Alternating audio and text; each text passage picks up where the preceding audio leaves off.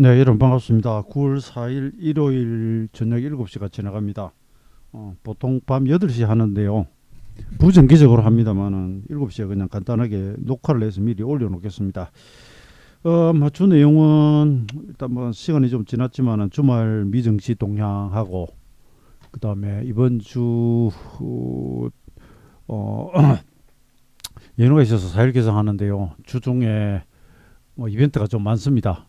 그래서 우리 시장의 정답은 알 수 없지만 몇 가지 잠깐 점검을 해보고 가도록 하겠습니다. 우선 그 주말 미증시가 올랐다가 하락을 해버렸습니다. 그래서 유럽은 많이 올랐습니다. 그동안 조정을 했었죠. 유럽은 그 독일이 3.3%는 올라가고요. 하여튼 조금 뭐 유럽은 뭐 전부 이렇게 엄청나게 잘 올랐습니다. 그래서 미증시도 보면 장중에 1% 이상 올랐다가요. 예, 그러다가 미증시 여기 보면 이거 30분봉입니다. 예, 이건 이제 장중 동향이고요. 현지 시간으로 12시 직전부터 해가지고 쏟아져 내려버립니다. 그래서 저 일부 기사는 뭐 여전히 연준이 금리 인상 우려라고 하지만 또 한쪽은 러시아가 갑자기 그 뭡니까? 예, 유럽에 대한 가스 공급을 또 중단해 버린다고 발표를 했습니다. 노드 스트림이 여기가 그 가스 뭐 공급 중단 요 발표가 있었습니다. 원인은 뭐 공급을 하려고 하는데 정기 검사에서 가스 누출이 발견되었다. 그래서 푸틴도 이거 뭐 예상한 건 아니다라고 이렇게 말은 합니다만은 그렇잖아도 뭐 유럽은 겨울을 앞두고 에너지 이거 문제 때문에 지금 골머리를 앓고 있고 이미 뭐 에너지 가격들부터 해가지고 다 올라가고 그래서 경기 침체 우려까지 이렇게 번지면서 뭐 시장이 일단 급락을 한 것으로 이렇게 보입니다.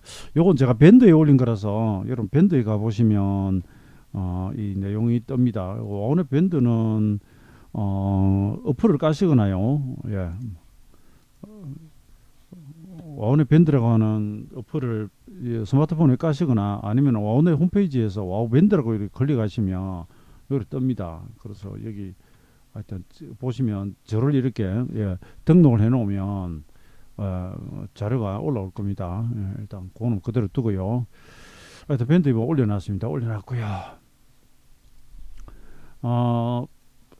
그래서 어쨌든 미증시가 이제 올랐다 떨어집니다. 그런데 이제 미증시의 주요 내용들을 보면은 고용지표가 비노 고용지표 발표했는데 전월 52만 6천 건에서 31만 5천 건으로 줄었습니다. 예상치 30만 건보다는 늘었고요. 이미 백악관에서 미리 이번 고용지표 결과가 안 좋을 것이라고 이미 이야기를 해드렸습니다. 그 전에 우리가 이제 6월에 CPI 발표했을 때 백악관이 미리 소비자 물가 지수가 아마 높게 나올 것이다 이렇게 했는데 실제로 그렇게 되어 있었던 거죠. 그런데 구체적인 내용을 이제 고용지표를 좀 안을 들여다보면 실업률은 3.5에서 3.7로 살짝 올랐고요. 그런데 여러분 이걸 우리가 뭐 다 아시는 내용이지만 미국은 최근에 고용 부분은 대단히 좋습니다.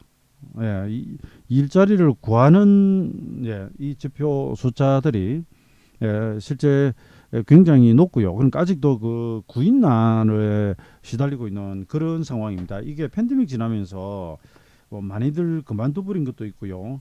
그다음에 팬데믹 때 또 이 지원들이 각 가정에 돈이 꽂히다 보니까 그래서 아직 뭐 직업에 적극적이지 않다든지 뭐 이런 부분도 있긴 한데 그러면 이제 임금이 올라가고요. 임금이 올라가고 그다음에 자기 이제 소득이 좀 높아지니까 이 물가가 안 떨어집니다. 그래서 미 연준 입장에서는 고용도 그렇고요. 경제 지표도 차라리 조금 떨어지면서 그래서 일단 물가 잡는 게 무조건 목적이니까 그렇게 보고 있는데 그 주말에 기사 보면은 이제 골디락스 그럽니다. 그러니까 이 내용이 신규 고용이나 경제활동 참여나 뭐 이런 것들은 괜찮고요. 실업률은 또 조금 높아지고요. 임금 상승률은 또 약간 떨어지고요. 그래서 이게 완전한 호재도 아니고 악재도 아니고 애매하게 이렇게 되었습니다. 그래서 이 자체는 큰 문제가 아니에요. 그리고 요 앞 금요일 미시간대 소비자 관련한 신뢰지수나 아마 각종 지표들도 그렇지만 경제 지표는 일주일 내내 보면 크게 나쁜 게 별로 없습니다.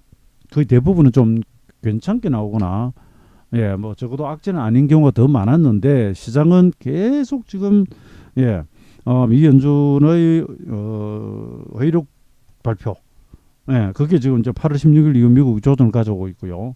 그러고 나서 이제 요 앞 주말에 바로 뭐 아시다시피 잭슨홀 뭐 요걸 해가지고 아직까지 두들겨 패는 중입니다. 그래서 나스닥은 지금 6일 연속 빠졌습니다. 그 이런 그 약간의 그 호재성 재료도 불구하고 주가가 빠진다는 것 자체가 시장이 뭐 나쁘다는 이야기죠, 그죠? 예, 시장이 좋아지려 그러고 좋을 때는 악재보다는 호재 민감하지 않습니까? 아무튼 미증시는 나스닥 선물 30분 기준, 선물이 아니죠. 30분 기준으로 보면, 예, 이 반등하다가 이 30분 봉상 기준선을 이탈한 이후로 31일 잠깐 반등하다 말고요. 예, 금요일 날 요 위에 아침에 올라탔는데, 예, 반등하면서 다시 깨버려가지고, 전저점은 안 깨졌습니다만 아주 불리하게 되었습니다. 요거 넘어가고요. 일봉들이 다 뭐 이렇게 생겼습니다. 다우지수 음봉으로 덮어씌워버리고, S&P 500도 그렇고, 예, 나스닥도 그렇고, 예, 반도체 지수는 덮어씌운 거하고는 조금 다릅니다. 다른데 이게 플러스 1, 플러스 1.82니 뭐 이렇게 가다가 하니까 나스닥 기준으로 거의 3% 가까이 덮어씌워버리는 예, 그런 상황까지 되었고요. 어쨌든 뭐 결과적으로 나쁩니다. 이게 반대로 양으로 이렇게 덮어씌우는 게 나왔으면 갭 하락했다가 올라와서는 완전 대박인데 이거 상당히 어렵게 됐습니다. 그 다음에 뭐 에너지, 예, 원자재 제외하면 뭐 다 빠지고요. 통신 서비스, 헬스케어, 예, 부동산, 뭐 기술지 쪽에 하락을 선도했습니다. 이건 주간 단위입니다. 주간 단위는 또 근래 이제 유가 급락이 있었기 때문에 뭐 이 원자재나 예, 그다음 기술주 하락이 예, 지배했고요. 요거는 일간 단위입니다. 일간 단위 보면 이제 에너지 쪽 이쪽만 오르고요. 나머지는 보면 다 약합니다. 거의 뭐 다 떨어져 버렸습니다. 예, 업종별 뭐 대부분 하락이니까 이렇게도 이거는 주간 단위입니다. 예, 애플이 4.77을 빠졌고요. 마이크로소프트가 4.49%를 빠졌고요. 테슬라가 주간으로 6.2%나 빠져서 많이 나쁩니다. 일봉 등도 뭐 엉망진창입니다. 그래서 혹시 반등이 온다면 이제 낙폭으로 돌아가는 방법, 하락 N자로 떨어져서니까 그 방법 외에는 좀 어려운 것이 사실이고요. 그렇다고 장이 뭐 이대로 완전히 죽느냐 하는 부분에서는 예, 이따가 말씀드리겠습니다만 주간별로 또 다음 주 13일 CPI 발표까지 예, 또 여러 가지 그 9월 13일이 우리가 예, 추석 연휴 때문에 우리는 문 열자마자 만납니다. 물론 이제 13일 날 발표하면 우리 영향을 14일 날 받겠지만 예, 월요일까지 우리가 휴장이죠, 그죠? 그리고 13일이 화요일입니다. 요거 있고요. 그다음에 이제 MSCI 한국 지수 1.3% 32% 빠져버렸고요. 요 앞날 갭 하락이 아래 꼬리 달고요. 신흥국 지수도 여기 망치 같은 게 딱 나왔는데 이 갭을 못 메워버리네요. 요건 그냥 그럴 가능성은 없지만 적지만 요렇게 갭락 나오고 이 다음날 갭 상승해버리면 이게 성골 반전이 됩니다. 아일랜드 갭이 되는데 쉽지 않죠, 그죠? 기왕 이제 그림이 나왔으니까. 그다음에 천연가스 같은 거 많이 빠졌는데 아까 보신 것처럼 러시아가 또 독일로 향하는 이제 가스관을 또 잠궈 버린다고 하니까 아직 못 연다 그러니까 이 지금 이 악재입니다. 그다음 미국 지수율은 이제 금요일 날은 조금 떨어졌고요. 최근에 달러는 많이 오른 다음에 혼조 보이다가 예 많이 오른 다음에 이날은 조금 흔들었습니다. 그리고 야간 선물이 이게 보면 315.65까지 올라가다가 예, 보시는 것처럼 312로 끝나가지고 고가 대비 3.65 빠졌고 전일 대비 1.85 빠졌는데 이 마지막에 미증시 떨어지는 부분이 덜 좀 반영이 되어 있는 이런 부분이었고요. 그다음에 이제 막상 고용 보고서가 나오고 나니까 9월 7호 BP 0.75% 포인트 인상 가능성이 한 75%까지 올라갔다가 뚝 떨어져 버리네요. 이건 또 조금 특이합니다. 네, 이 자체는 뭐 그냥 예, 그 9월 FOMC에서는 0.75% 포인트 인상 자체를 그냥 거의 기정사실로 받아들이고 있는 것 같는데 그 앞에 9월 13일 날 미국은 소비자 물가지수 발표가 오잖아요. 거기에 따라 약간 이제 변화가 좀 있을 전망입니다. CNN이 발표하는 공포와 탐욕 지수는 예, 다시 이제 공포 구간으로 떨어지기 시작했고요. 그다음에 나스닥 일봉하고 이건 저기 영문을 가지고 보여드릴게요. 뭐 고용 보고서에 대한 경우 이 중에서 노동력 참여율이나 이런 것들은 보면 굉장히 회복이 많이 됐습니다. 많이 됐고 주요 섹터별로 보면 뭐 교육이라든지 뭐 이런 쪽이 많이 늘었고요. 그 좀 넘어가고요. 제가 이 천상 차트 설명을 좀 드려야 되겠습니다. 어디가 버렸나? 아니다. 이거 어디 갔나? 영문이 어디 갔죠? 영문을 불러오겠습니다.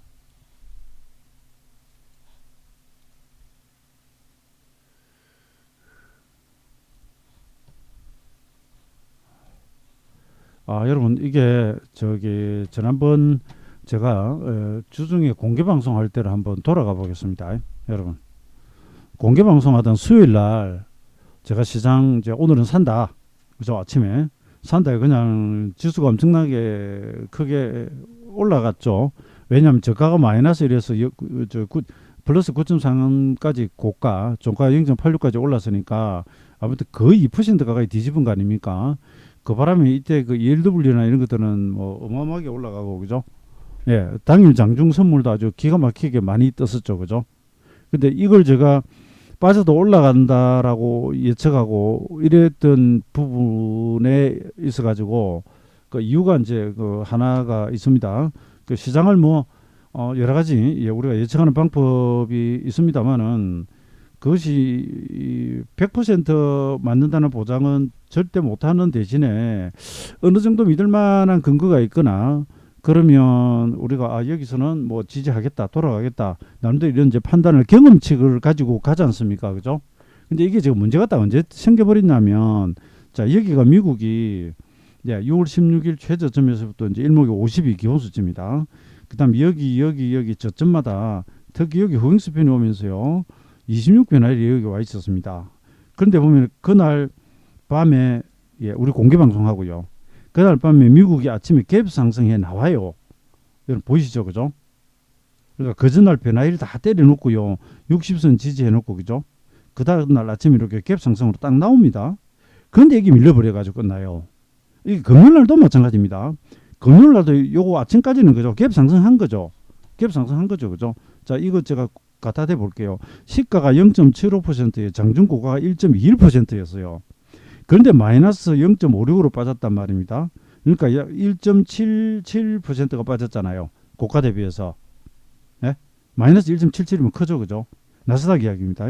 그날 금요일 날도 아침에 보시면 0.97% 거의 1% 갭 상승해가지고 1.36까지 올랐으니까 이때까지는 좋았거든요. 11시 한 50분경까지 미증시가 10시 좀 지나서까지 올려놓고 고가에서 살짝 횡보를 하다가 11시 52분, 53분, 12시 지나가면서 현재 기준으로 급락을 해버립니다. 1.36 올랐다 1.8 떨어집니다. 그러니까 덮어 씌워버렸잖아요. 그러니까 제가 약세장에서 간혹 시황하거나 전략 말씀드릴 때 그런 말씀 드립니다. 계속 하락이 이렇게 점철돼가지고 깊어져가지고 아침에 이제 갭 상승하거나 아니면 뭐 빠졌다 올라오거나 혹은 비슷하게 하거나 이렇게 일단 올라간단 말이죠. 올라갑니다. 그럼 시가가 어디에 있든 올라갑니다. 올라가다가 시가에서부터 조금 더 올라갔다 그러면 이제 양이 되잖아요, 그죠? 양봉이 됩니다. 그러면 지금까지 하락이 있기 때문에 누구나 이제 오늘 반등 좀 나올라나 언제 좀 오르겠네 뭐 이런 생각을 하지 않겠습니까, 그죠? 이 경우가 그렇거든요. 물론 그 전에 이제 미리 바닥을 다져놨지만 기준선 위에서 이 바닥을 다져놨지만 그런 생각을 하는데 이게 이제 자 파동적으로 봅시다. 시가 여기 있고 더 올라갔단 말이에요. 그래서 시가를 깨요. 그럼 일봉이 거기서부터 딱 이렇게 됩니다. 양봉이다가 그죠? 여러분 제 이야기하는 거 이해되시죠? 시가가 여기 있어요. 고가가 여기 있어요. 시가 여기 고가 여기 있단 말입니다. 그래서 올라갈 때는 이렇게 되면 양봉이 됩니다. 그런데 가다가 시가를 깨요. 그러고 더 빠지면 어떻게 되죠? 이제 음봉으로 가기 시작하죠. 그죠? 그죠? 음봉이 되기 시작합니다. 그런데 전일 저가까지 깨면 이 파동으로 그리면 이게 딱 그냥 하락연자 파동입니다. M 파동입니다. 그래서 제가 이 뭐 투자 전략을 우리가 완벽하게 이렇게 구사하기는 좀 힘들겠지만 종목이나 지수나 이렇게 나오면 자 약세장인데 반등을 했다가 시가 깨고 전저가 깨면 일단 끊는 걸로 던지고 다시 밑에서 받거나 그런 다음에 이제 예를 들어 종가상 많이 빠지면 전까지 또 누적이 있으니까 이걸 올려나가고 하는 가능성이 있어서 뭐 도로 다시 한번 사보고 간다든지 이런 전략을 구사하기도 하고 그러거든요. 근데 지금 제가 이걸 말씀드리는 이유는 시황도 시황이지만 우리 대응 전략 때문에 그럽니다. 자, 그다음에 지난주 수요일날 제가 이제 말씀드리고 그날 밤에 미국이 올랐잖아요. 그날 변화마디 같은 게 있었는데 문제는 이게 이제 상승 반전을 못 해버립니다. 여기서 이제 문제가 생깁니다. 그죠? 문제가 생기고 그래서 우리 지수도 보십시오. 수요일을 잘 올려놨고 그렇죠. 수요일날 이제 공방만 듣고 가신 분들은 뭐 이날 빠지면서 이제 제 시황이 틀렸다 그럴 겁니다. 뭐 맞습니다. 저는 여기서 좀 그래도 올려줄 걸로 기대했으니까 대신에 이제 이날 종반에 우리가 이미 선반영이 좀 많이 돼서 미국이 어지간히 많이 오르지 않고는 이 다음 날 아침에 올라가는 폭이 적을 수 있다는 이 말씀을 드렸는데 오히려 미국이 올라다 빠져버렸으니까 그럼 어떻게 합니까? 하방으로 갈 수밖에 없죠. 예, 그래서 이건 뭐 저희가 실제 투자를 10시간 대응의 영역입니다. 실시간 대응의 영역. 이건 장중 이제 선물이긴 합니다만 이게 바라겠잖아요. 그러고 나서 뭐 빠져내려가 버리는데 뭐 방법 있습니까? 그다음에 수급 안 좋은데 수급 안 좋고 빠져버리는데 뭐 그리고 이제 금요일날 종관에 우리 선물은 예, 막판 뺐던 거 다 돌렸는데요. 예, 다 돌렸는데 그게 이제 미국이 때려버리니까 이렇게 돼버린 것이고요. 그래서 저는 이걸 이제 사실은 뭐냐면은 또 이제 변화일이나 그다음에 뭐 하락의 절반이 된다든지 우리가 일반적으로 기술적으로 받아 적용해보는 이런 것들이 있지 않습니까? 근데 그게 예, 솔직히 뭐 장이 그죠? 추세가 강하면 이게 소용없는 수가 생깁니다. 그래서 이걸 또 이야기를 드리면 참 이게 어려운 겁니다. 1추세고 2변곡이라는 제가 이제 요 표현을 씁니다. 예, 이 표현을 종종 씁니다. 이게 무슨 말이냐면 우리가 이제 인지상정상 올라가거나 내려가다 보면은 고점을 좀 예측하려고 하죠. 그죠? 그죠? 이건 뭐 사람이 어쩔 수가 없습니다. 빠져서 내려가면 이제 저점이 어디쯤일지 예? 예측을 내가 매매를 좀 해보려고 하죠. 그죠? 그러니까 요 매매 요것을 찾는 방법에는 다양한 기법이 있겠죠. 이제 균형표를 하면 이제 대표적인 게 시간론이 있고요. 그럼 이제 몇월 며칠 혹은 뭐 몇 시 몇 분 시간론이 있고요. 그다음에 일반적으로는 가격론을 좀 많이 쓰죠. 그죠? 가격론은 뭐냐면 올라가면 이 주식 이번에 뭐 11,000원 이상 투다. 지금 9,000원인데 뭐 내가 목표치 계산을 해보니까 11,000원이 목표치로 나온다. 아니면 지수로 치면 예를 들어서 뭐 2,546의 상토가 나왔잖아요. 내가 계산했더니 뭐 2,540이 나왔다. 2,550이 나왔다. 이런 걸 왜 계산합니까? 여기 갔다가는 이제 꺾일 거라는 그런 어떤 우리가 그죠? 그거 대비하거나 그런 용도로 사실 써죠. 그죠? 내려갈 때도 마찬가지입니다. 그죠? 전체 상승에 대해서 뭐 38.2% 조정을 받았다. 61.8% 조정을 받았다. 아니면 요 절반 50%다. 혹은 거기에 뭐 일봉에 무슨 이평선이 있다, 볼린저밴드 하단이 있다, 별별 방법을 다 동원하죠. 그죠? 이거 다 가격입니다. 가격. 이걸 궁극적으로 우리가 조사를 해보는 목적은 100% 맞지는 않겠지만 그래도 이렇게 한번 나름대로 범위를 잡아보고 그죠? 저쯤에는 뭐 사본다든지 아니면은 사진 않더라도 거기서 지지하고 돌아가는 게 확인이 되면 이때부터는 뭐 본격 매수를 한다든지 그런 걸 삼기 위해서죠. 그죠? 제가 이야기가 길어졌는데 근데 통상적으로는 이게 이제 잘 맞아요. 예, 우리가 뭐 시장에 살아있는 기법이라면 일정 수준에서 그죠? 어떤 확률을 가지고 맞을 겁니다. 그런데 예를 들어 80%만 적중률이 있다는 지표가 하나 있다고 합시다. 그럼 이건 사실 대단한 적중률이거든요. 예, 증권시장에서 뭐 70%, 80% 이런 건 뭐 엄청난 그 확률입니다. 적중률입니다. 그런데 반대로 보면 20%는 얘가 틀려요. 그죠? 이게 이제 사람 머리 아프게 하는 것이고 이런 경우가 어떤 것이냐면 물론 비추세인 경우도 있지만은 추세가 강하면 아무리 저항선이 있고 목표치 있고 변화일 리스트도 뚫고 가는 경우가 있죠. 그죠? 파죽기세 밑으로도 마찬가지입니다. 그래서 우리가 이제 변화일이다 목표치다 이런 거 조사를 해놓고 막 이점에서는 막 올라가지 않겠는가라든지 혹은 뭐 내려가지 않겠는가 하는데 여기 너무 믿고 여기서 이제 예측 매매를 뭐 예를 들어서 파생으로 치면 이게 지레트 효과가 엄청 크잖아요. 여기다가 뭐 나는 바닥이라고 보고 콜을 있는 대로 다 실어버려 가지고 홀딩을 해버렸다든지 뭐 여기다가 풋을 다 실었다 했을 때 여기서는 맞았겠지만 여기서 더 내려가면 실패를 하잖아요. 그래서 먼저 추세 위주로 가고 그 다음에 변곡으로 가자고 이제 일단 이야기를 합니다. 그러니까 이거는 뭔가 변곡이 안 맞을 때의 핑계거리가 아니라 예 실제 내 투자를 위해서 그렇습니다. 이해되시죠? 근데 이게 어렵습니다. 어쨌든 예. 근데 원론적으로는 이야기를 할 수밖에 없어요. 뭐 변화일이고 시간론이고 똑같은 이야기구나. 가격이고 파동이고 지지선이고 뭐 간에 우리가 저점을 예측하고 고점을 예측해 보려고 하는 건 사실은 변곡점 매매입니다. 여기서 반드시 매매는 안 하더라도 이런 걸 하는데 이런 걸 하다 보면 이제 사람이 마음이 여기 쏠리거든요. 쏠리는데 또 다르게 생각하면 아무리 변곡점이 오고 지지저항선이 와도 시장이 지지를 받거나 상투치고 저항을 안 받는다 그러면 이 추세가 엄청나게 강한 장이니까 함부로 대응하기가 좀 어려워집니다. 그런 다음에 과거에 이제 제가 시장을 약세로 내몬 주 요인들 점검을 해가지고 그 요인들이 개선됐냐 완화됐느냐 아니면 시세에 충분히 반영됐냐 뭐 그런 이야기들 했었죠. 그죠? 사실 제가 이 이야기가 굉장히 길었는데 뭔 이야기를 하려고 저렇게 길게 이야기를 할까가 아니라 이걸 조사를 하다 보면 이게 참 재밌는 게 나와요. 그리고 이걸 뭐 제가 보이는 하나 있는 하는 이야기를 이제 안 할 수는 없으니까 여러분 이해되시죠? 앞에 썰이 길었습니다. 저는 뭐 야간에 편안하게 이야기하니까 말을 좀 길게 하는 경향이 있긴 한데 뭐 이해를 좀 해주세요. 저도 이 유튜브를 잘 안 봐요. 영상으로 된 거 잘 안 봅니다. 길어서 그냥 텍스트 글로 된 거는 많이 읽어도 그럼 시간이 많이 가니까 그러면서 저도 이렇게 하기 시작하면 그건 한 50분은 예사로 가버리는데 그냥 편안하게 저는 뭐 설명한다고 생각하고 우선 월요일날 미국 휴장입니다. 휴장인데 그럼 화요일이 되겠죠. 화요일 가면 이 저점에서는 이제 그 13, 여기서 이제 조금 적어놔야 될 부분이 일목균형표에서 우리가 이제 그 변화일이라고 하면 우선은 기본 수치. 이건 항상 처음 보시는 분 계시셔서 적어놓고 갈게요. 뭐 급하신 거 없죠? 그래서 7시 문 열었잖아요. 이 영상을 이제 녹화해 보시는 분들은 좀 일단 기본 수치의 핵심은 여러분 9예요. 9고 17, 26 이렇게 갑니다. 9를 이제 1절 한마디를 하고요. 17이 2절, 26이 이제 이렇게 3절 1기가 됩니다. 3절. 이걸 두 배를 하면 52가 되고요. 세 배를 하면 76이라고 적어요.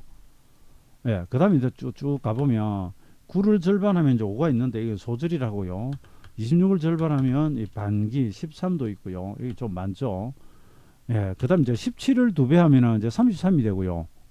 여기서 겹치는 거 하나씩 뺍니다. 두 배 하면 66이 돼 65가 되고요. 여기 두 배 하면 120으로 가요. 이런 계산해 줍니다. 그 다음에 17, 26을 더하면 42가 오고요. 이런 식의 일목 기본 수치가 쭉 수열이 나갑니다. 피보나치 수열처럼 9, 17, 26, 33, 42, 52, 65, 76, 120 그러고 쭉 갑니다. 쭉. 뭐 그 다음에 둘둘둘 6, 7도 있고 그 다음에 이 숫자들을 합치기 시작하면 이제 많이 나오겠죠. 많이 나옵니다. 그래서 뭐 33, 42를 합치면 이게 이제 75, 74가 되는데 이 영역이 되고 이건 같고요. 이건 같고요. 근데 26, 50이 더해도 마찬가지로 이거는 1기와 이게 2기니까 합치면 3기가 되니까 이렇게 되고요. 이 구조가 이렇게 조금 있습니다.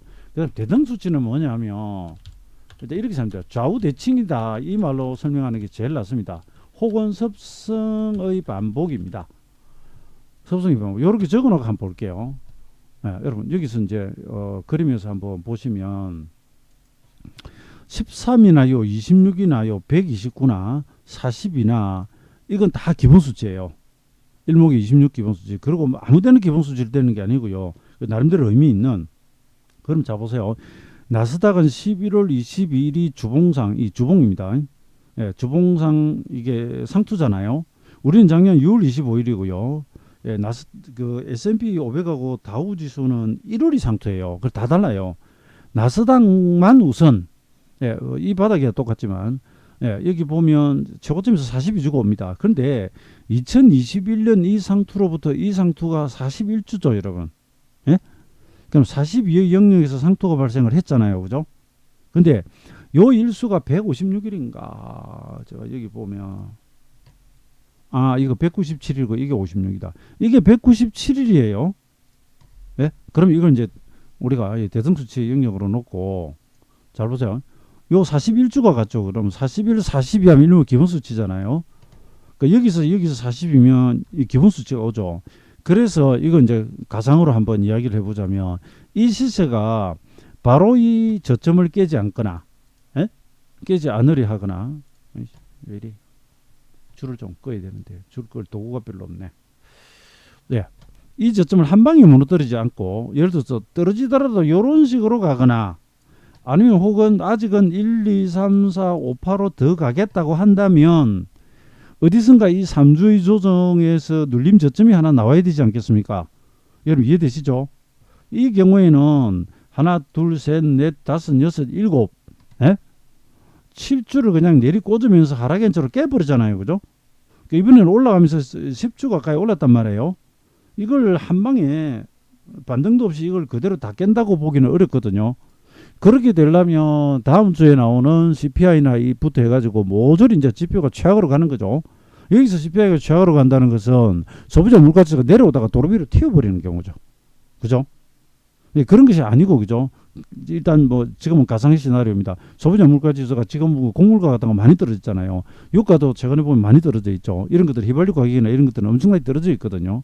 이제 그것이 반영되어 가지고 물가 지수가 또 내려간다고 한다면 기술적 반등을 좀 하지 않겠습니까? 연준은 어차피 바로 금리를 뭐 내년 초에 인하를 하거나 이럴 가능성은 없어졌어요. 지금 현재로서는 남은 분기 동안에 뭐 소비자 물가 지수가 엄청나게 떨어지면 모를까, 그죠? 없어졌고요. 그건 그대로 부담으로 존재하는 한편 물가 지수나 다른 뭐 이른바 매크로 지표들이라도 개선이 된다고 가정시 이 저점을 바로 안 깬다 그러면 중간에 반등이 오고 빠지거나 반등을 더 주고 빠지거나, 그죠? 정말 이해되시죠? 그렇다면 주봉 단위나 일봉 단위로 계산을 해보면 다음 주가 시간론상으로 참 매력적입니다.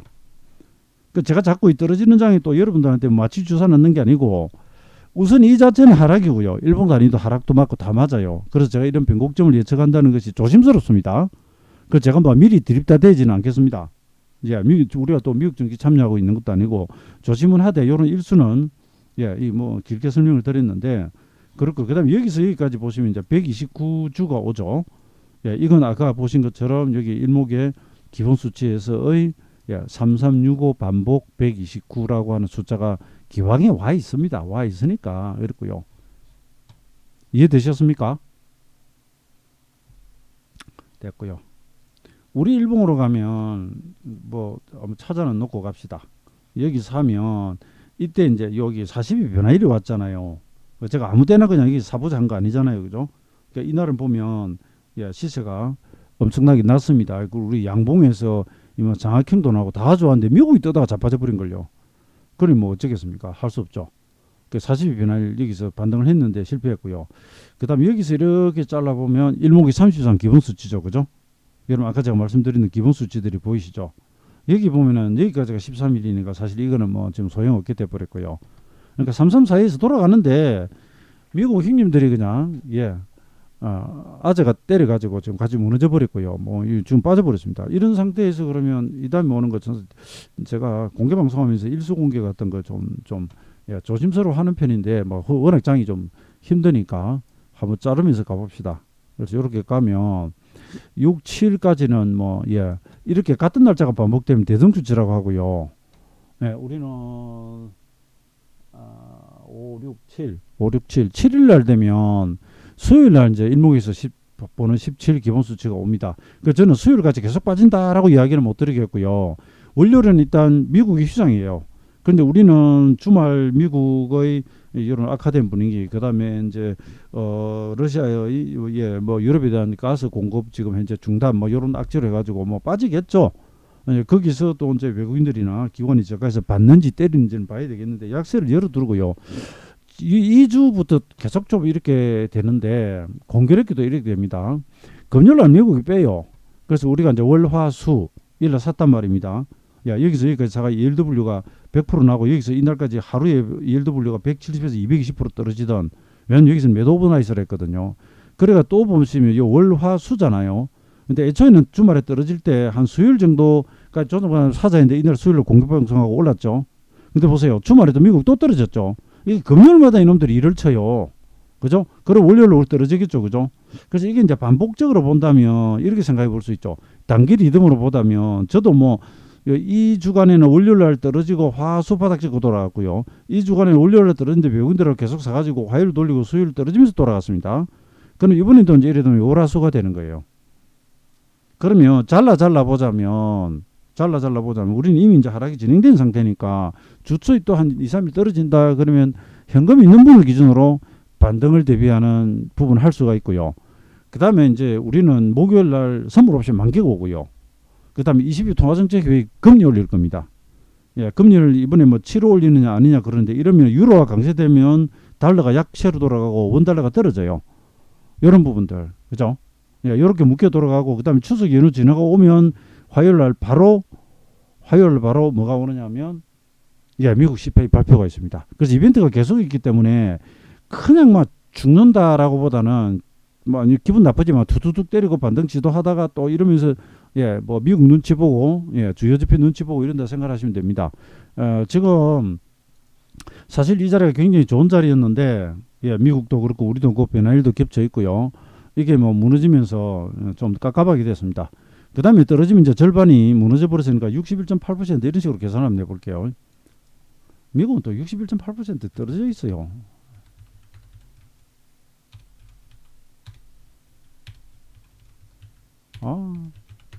요렇게 해가지고, 예, 이걸 계산을 하면 지금 이게 이런 이제 직전 상승에 대해서 이제 하락을 해보는 겁니다.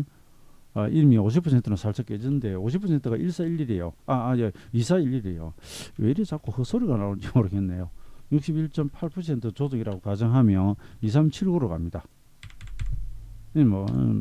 가상입니다. 가정법입니다. 혹시 이제 더 조정돼 갔을 때 피보나치 방식으로 이렇게 해보면 이런 식의 숫자들이 이제 좀 나열이 됩니다. 그 다음에 주봉상으로는 전환선을 살짝 깨버렸어요. 이 전환선은 이게 이제 여기서 이렇게 따지면 7주고 이렇게 따지면 이러면 이제 8주 9주가 되죠. 이 시세 이제 일목의 전환선은 9주간의 고가저가 중심으로 그리잖아요. 그래서 이렇게 지금 끌고 보시면 이게 이제 이게 9주죠, 그죠? 그럼 이 절반이 2411 여기 있습니다. 그러니까 이 상승의 절반을 지금 살짝 깨놓은 겁니다. 요 앞날 일봉으로 가보시면 여기서 돌아갈 때까지만 해도 2411까지는 안 가도 살짝 고에서 딱 이렇게 만들었기 때문에 여기 변화일도 있었고 정말 기술적으로는 참 좋은 위치였거든요. 참 안타깝게 돼버렸습니다. 네, 이걸 제가 앞에 변곡점, 시간, 그다음 추세 말씀드렸는데 현재로서는 여기서 분봉으로는 추세 돌파하다가 다시 추세 하락이 재개가 돼버렸습니다.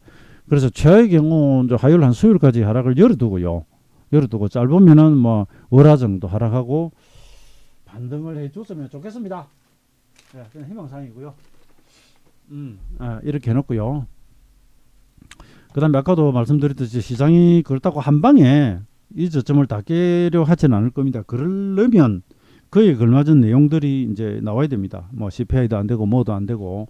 근데 이제 파동으로 놓고 보면은 미국은 기대가 되다가 굉장히 기분 나쁜 그림으로 가버렸습니다. 왜냐하면 과거 이제 통계치를 가져오더라도 예를 들어서 뭐 S&P 500이 고가 대비 20% 이상 빠진 다음에 하락의 절반 이상 돌아가면 이 상승은 상당 부분 앞으로 더 간다 하던 부분이 여기서 너무 꺾어놔 버려가지고 이렇게 되면 또 이제 잘못하면 뭐 1, 2, 3, 4, 5로 때리고 ABC 그래서 A, B 끝나고 이제는 이렇게 떨어지는 C만 남았다 이렇게 또 볼 수도 있거든요.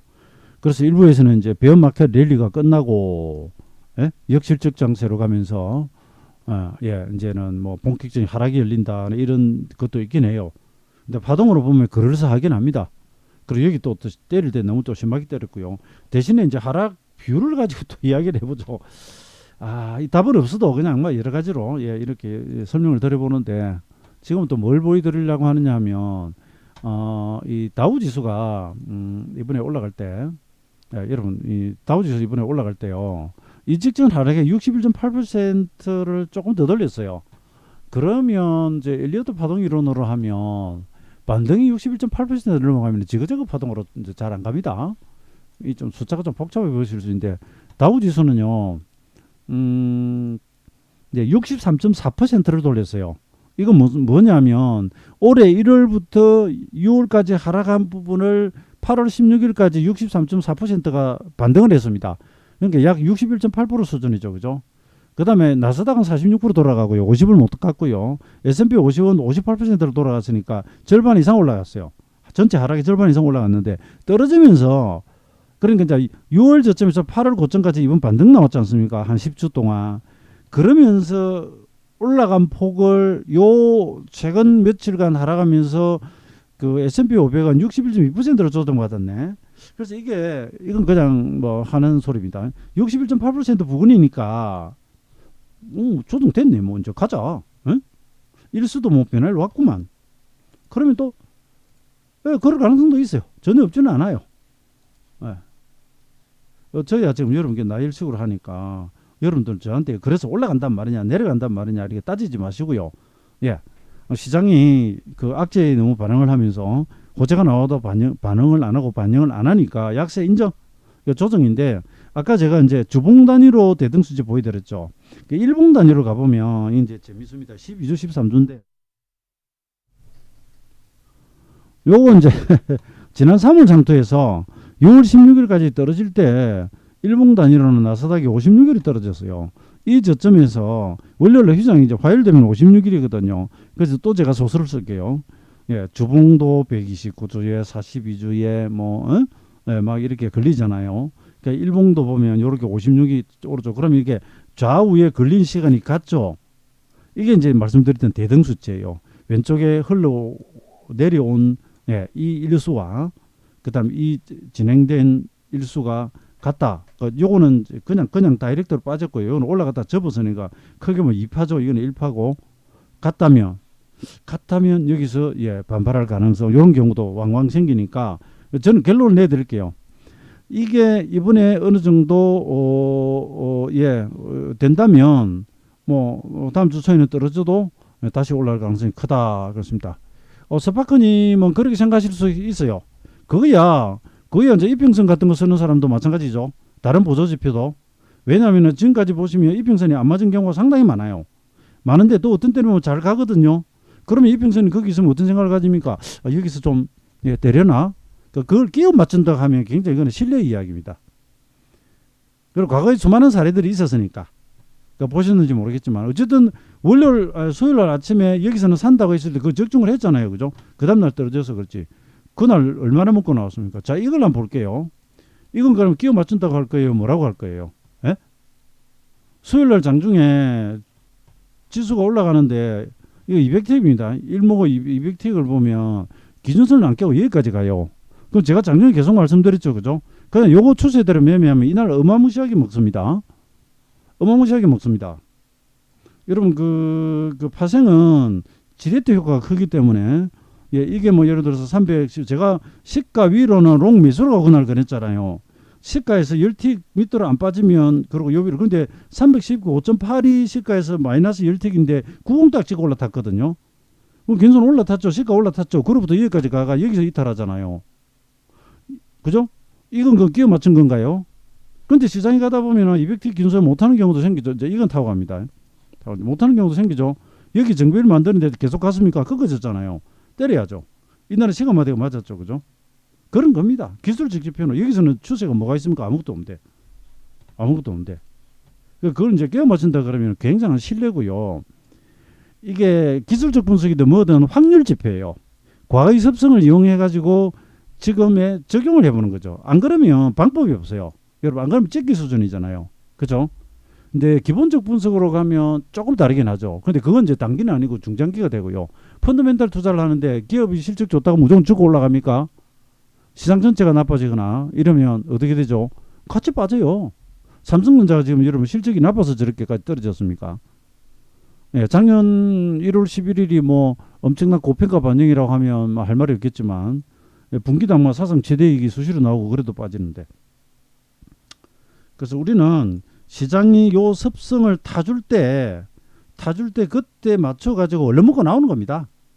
이거 이제 40이 오는데 예를 들어서 미국장 지난번에 상투 칠 때 한번 보세요. 이런 걸 보면 또 못하죠. 제가 이 변화일에 대한 부분이나 이런 건 뭐 오랫동안 이야기를 해왔기 때문에 많이 보신 분들은 아십니다만 제가 아까 고충을 이야기를 했잖아요. 예, 추세가 강한 장이 오면 변곡점이 와도 어떻다? 안 맞아요. 이때는 한번 보세요. 어떻게 할 건데요? 이건 40이 변화일에 여러분 완벽하게 상투를 쳤잖아요. 여러분 그렇지 않습니까? 그러니까 제가 시간론은 맞은 사례를 이야기하면 밤새도록 이야기해도 다 못하고요. 틀린 걸 가져가 이야기해도 밤새도록 이야기해도 끝도 없습니다. 그래서 우리는 이 재반 지표나 패턴이나 투자 기법에서는 확률 지표니까 안 맞는 구간 버리고요. 가다가 요즘은 이런 게 잘 맞더라. 혹은 요 정도 그림이 나오면 과거를 보니까 또 어떤 지표가 잘 맞더라. 이런 걸 가져와 가지고 대입을 해보고 그죠? 실제 그게 맞으면 거기서 자기가 이제 이용하는 겁니다. 그러면 되는 겁니다. 예. 그러면 하나면 여기 40이 변화일이 이렇게 꺾어지는데 그러면 제가 13 팬데믹 때 급락할 때를 한번 가져와 보죠.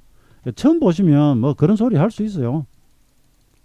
왜냐하면 생소한 것에 대해서는 인간은 원래 평소에 주로 쓰던 게 아니면 약간의 거부감이 있어요. 그래서 개혁이 힘들다 그러잖아요. 그건 이제 기득권들이 저항을 해서도 그렇지만 뭘 바꾸자 그러면 예, 그냥 뭐 예, 별 이상 없으면 그냥 가지 뭐 또 하루 굳이 바꾸고 이럽니다. 이래버립니다. 이 보세요, 여러분. 그 팬데믹 그 엄혹하던 상황에 지수가 폭락하던 당시에 예? 직전 고점에서 일목 40일 기본수치 변화일, 가장 최근 최고점에서 26 일목 기본수치 변화를 지나면서 바닥 찍고 딱 돌아가 버리죠. 예? 이 미치는 거죠. 일단 미치는 거죠. 그러니까 이날 강령 매수라고 이야기를 하잖아요. 그럼 여기서 42일 갔을 때 그럼 끄거지는 한번 보세요. 이 40일 한번 가볼게요. 이 끄거집니까? 네? 하루 쉬고 그냥 가버리잖아요. 근데 저는 이게 6월 8일날 상토 온다고, 저 유튜브에 가보세요. 6월 8일날 상토 온다고 미리 해놓은 거, 녹화 뜨는 거 있잖아요. 이게 6월 8일이에요. 제가 왜 여기 산다고 여기 자면 미국은 이날이 바닥이거든요. 우리는 이날이 바닥이고, 미국은 그 다음 주 월요일이 바닥이에요. 우리가 이게 목요일에 목금 월로 가요. 예? 50일 변화를 상토 쳤잖아요. 그죠? 그러니까 이런 건 또 신기하죠. 그죠? 이럴 때는 신기하죠.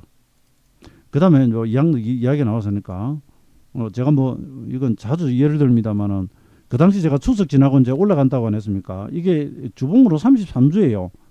자 보세요. 153일이죠. 이쪽으로 가볼게요. 이 최저점 서기까지가 153일이에요. 이게 주봉이 33개입니다. 여기는 일봉이 33이고요. 주봉이 33입니다. 여기 이제 바닥 치잖아요. 그죠? 여기 서기까지 며칠 걸렸나 하면 52일 걸리죠. 예, 그 다음에 여기서 여기까지가 49일이 걸리죠. 여기서 여기까지 며칠입니까? 이럴 때는 또 기가 막히죠. 49일 상토잖아요. 대등수잖아요. 그러면 이제 이런 반론이 올 수 있습니다. 50일 갈지 49일 갈지 누구 어떻게 아느냐고. 모르죠. 그래서 변화일 제시를 해놓고 대신에 이날 여러분 그날 아시다시피 삼성전자 같은 거하고 폭등을 해가지고 미쳐버렸잖아요. 예? 그럼 이게 예사로운 날입니까?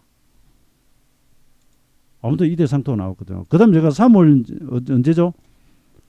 이 장이 계속 조정받고 있는데 이제 제가 유튜브에서 예, 와운의 여기는 활동 안 하는데도 이제 와운의 유튜브에 나와가지고 3월 11일부터 장이 간다고 했죠. 그때는 그죠? 이때는 또 잘 맞았어요. 3월 9일이 바닥이고요. 예, 3월 11일 날부터 양봉이 나옵니다. 이런 식으로 됩니다. 그런데 이제 최근에는 보면은 중장기 전망은 가급적 좀 상가는 편입니다. 워낙 뭐 외생 변수가 복잡하고요. 예, 그다음에 연준의 자세가 저러하고, 그다음에 푸틴이 심심하면 이제 우리 간을 뒤집어대고 이러니까, 그러니까 원래 이야기하려 하던 내용에서 좀 벗어나가지고 이렇게 왔는데, 뭐 이왕에 이제 뭐 미증시 하락에 이런 벌어졌고요. 다음 주 초는 뭐 저 입장에서는 좀 저가 매수적으로, 저는 주말하고 지나오면서 해물들을 많이 잘랐습니다. 네, 저 회원분들하고. 대신에 그 파생의 오버나이트, 사실 미국이 낙폭이 진행된 상황에서 사실 이 반등하다고 봐있잖아요. 그죠?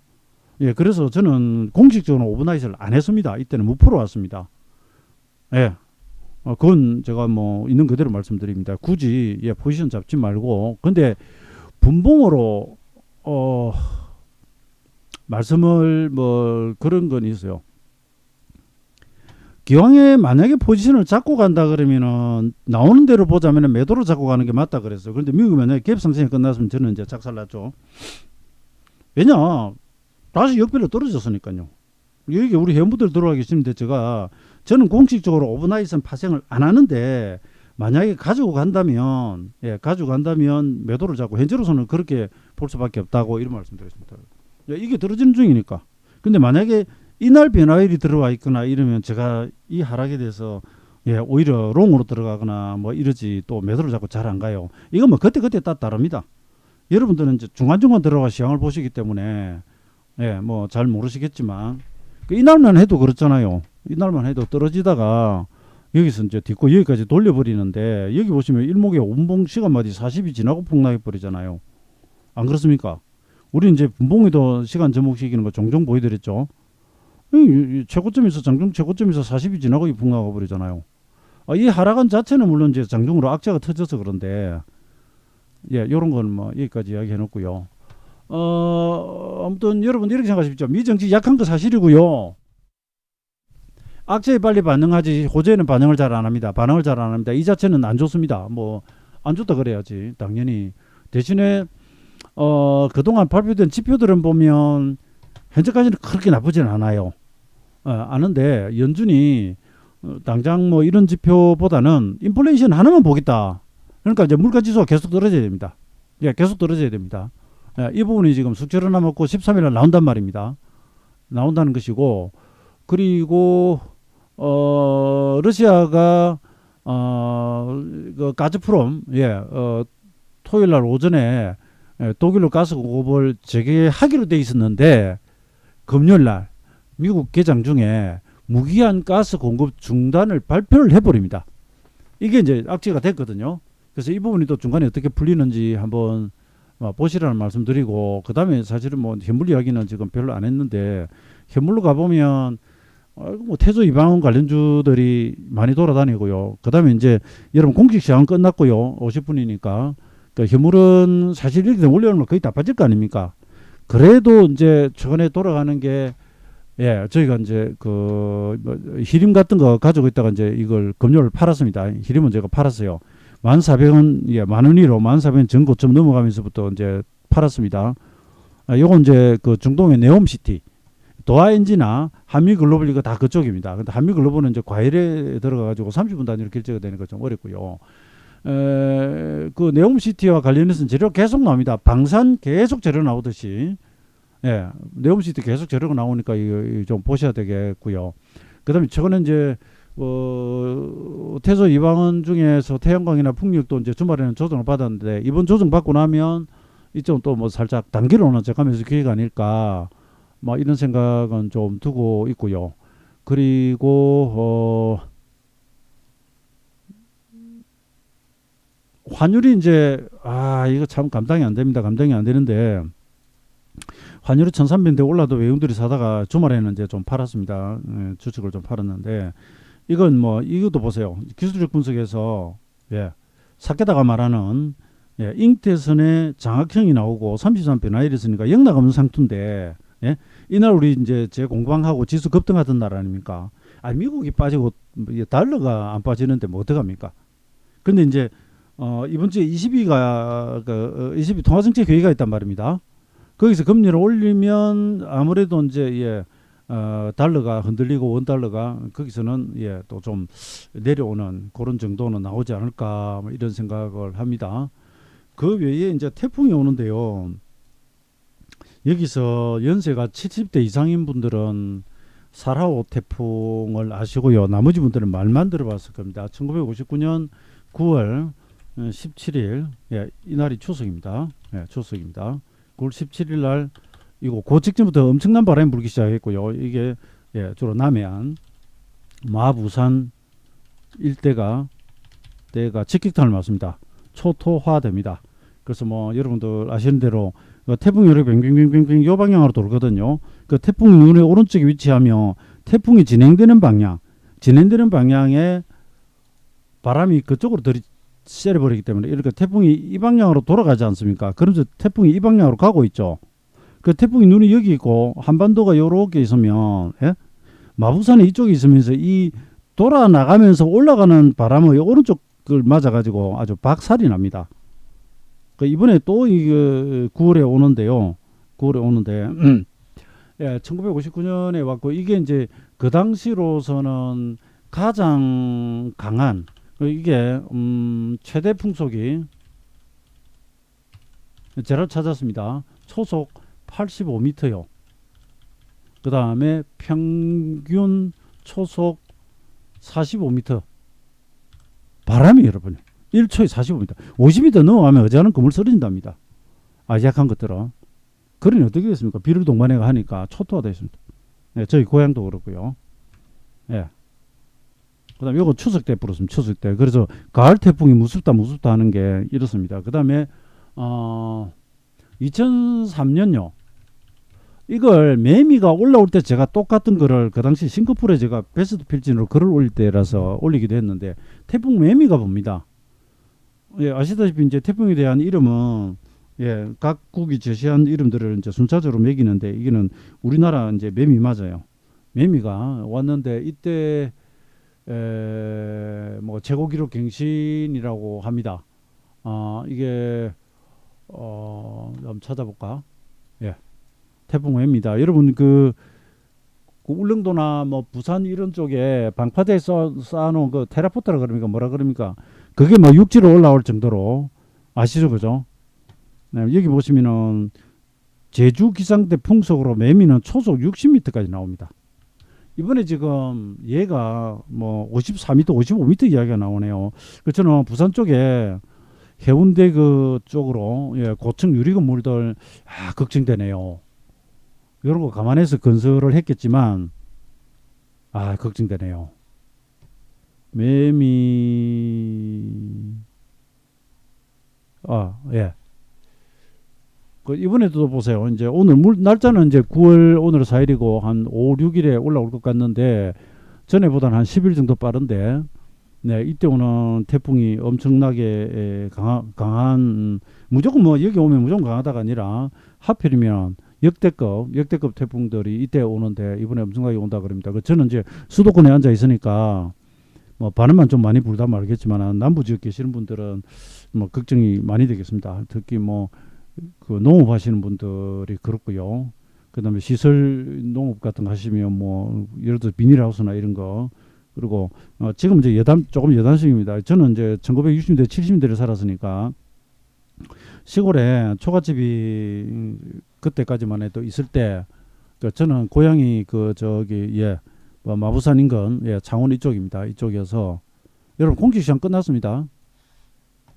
각자 도생의 시대입니다. 잘 대응하십시오. 하셔야 되고 제가 고향 이야기를 합니다.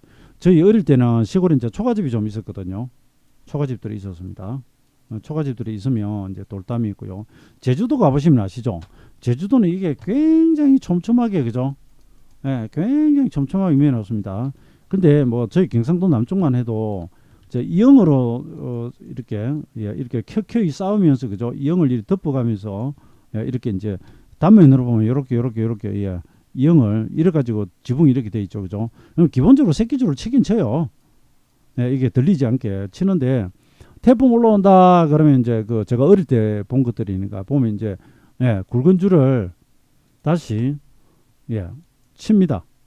쳐가지고 밑에 뭐 말뚝을 박지는 않고요. 제 기억에는 뭐 석가래나 이런 데다가 동유 매든 기억이 납니다. 안 그러면 이게 지붕이 경상도말로 바람에 히떡 뒤집어집니다. 뒤집어져 버립니다. 지금이야 이제 뭐 이런 초가지붕은 없으니까 이런 건 안 하겠죠. 그다음에 이제 연안에 있는 배들은 이제 방파제 안쪽으로 넣기도 하지만 아예 끌어올려 버리거나 이렇게 되고요. 근데 진짜 잘 지나갔으면 합니다. 일단 여기까지 저는 하겠고요. 여러분 뭐 제가 아까 말씀드린 부분은 그냥 우리가 이제 최단 이 시점에서 최단은 아닙니다. 다 열거한 건 아니니까 기술적으로 한번 어디쯤에서 변화가 올 수 있을지를 한번 찾아본 것이고요. 그 다음에 지금 또 다른 하나 이제 마지막으로 안 하려다가 이거 막 지금 볼린저 밴드 하나 나와 있거든요.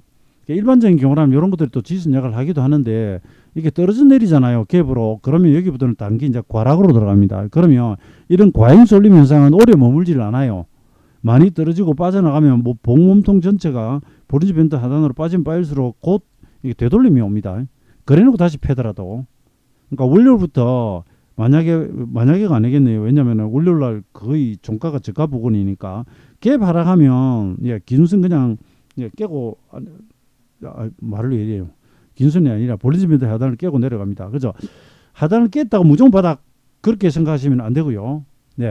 뭐 이런 식으로 과잉 쏠림이 이렇게 오면 여기서는 여기까지 왔다가 이제 잠시 주춤하다 계속 빠졌는데 이때는 미국 CPI가 그때 엄청나게 많이 나와가 작살날 때입니다. 높게 나와가 예상치를 상회해가지고 본격 떨어질 때고요. 그러니까 그런 것도 한번 감안해 보십시오.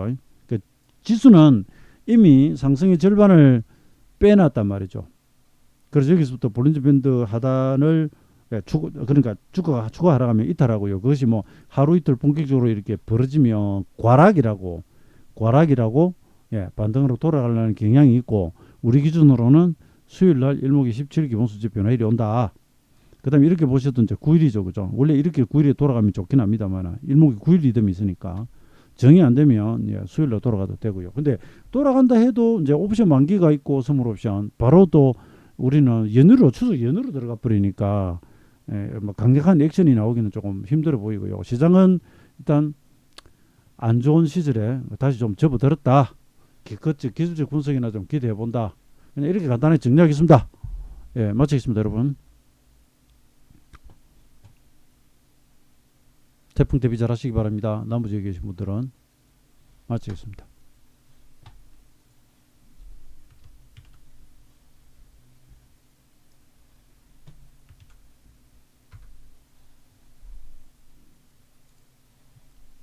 서파크님, 끝났죠, 참.